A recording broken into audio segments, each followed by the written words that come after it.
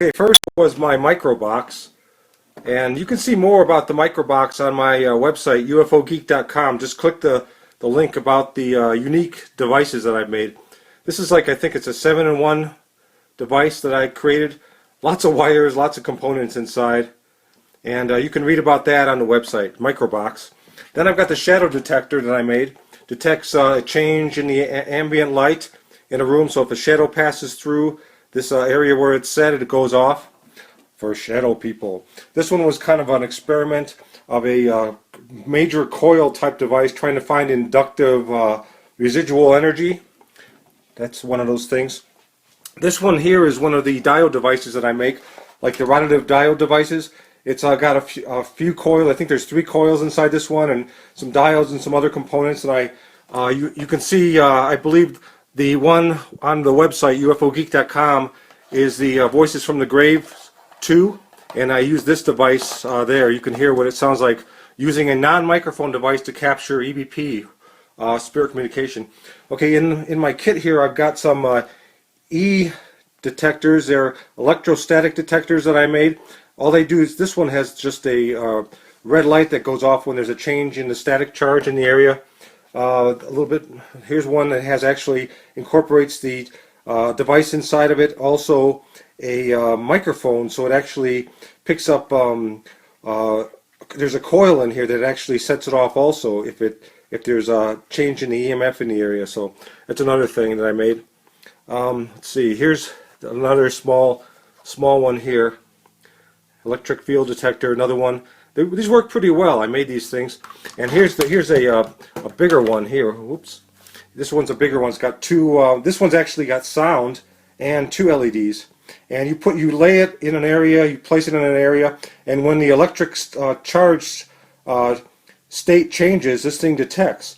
So once it zeroes out, if there's a change in the static field in the area, or a change in the either negative or positive in the charge in the specific area, this thing will detect. This one really picks up pretty good. This one picks up like 5 or 6 feet away, and so you've got a pretty good coverage range for this one. Okay, what else we got in here? Okay, this one is another diode device that I made. You can see some of the components inside, all for recording with a non-microphone environment. You don't use a microphone. I plug these things into an audio recorder, but it detects, there is wave patterns going on depending on what kind of energy crosses the path of the antenna or near the device. And then I heterodyne a signal into it so I can actually get an audio tone of what the device is picking up. So you can see some of that stuff on the website, ufogeek.com. That's another one of the devices.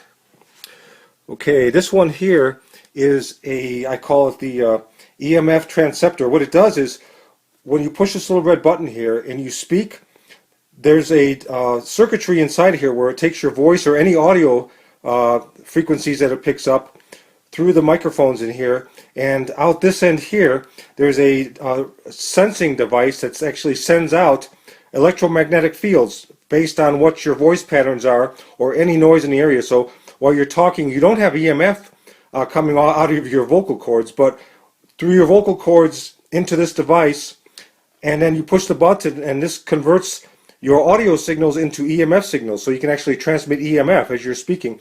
And it also has a receive section in here where the microphone jack here is. And this is all portable, it's battery operated. So it speaks EMF and it listens for EMF also, and you can record the EMF that it comes in return. So that's one of the devices I made. Put that up there.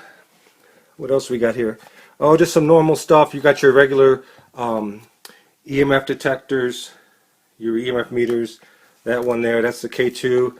This one is the Mel meter, one of the Mel meters. So just wanted to kind of share some of the devices that I've made. This is the cable that connects this device right here to the audio recorder.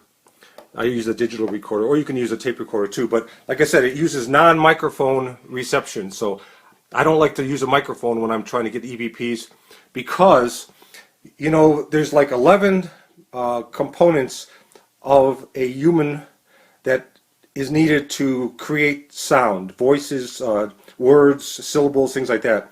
And when you're dead, you don't have those things anymore. You don't have those 11 different organs that help create sound waves. So that's why I use non-microphone devices. I don't rely on a microphone to try to pick up spirit communication. It's non-microphone devices that I use. So just wanted to share some of that stuff. So this is Mike Coletta from UFOgeek.com. Oh, one more. My EMIF. EMIF, he's a little guy that it detects, humans actually create electromagnetic fields. And this little guy I created, he lights up, and when a person holds these coils here, he's connected to the coils, and when the person moves, creates EMF, and you can actually see it on the meter, and there's a sound, and little lights go off depending on how much EMF a human being is creating. So I did that too just for fun. So Mike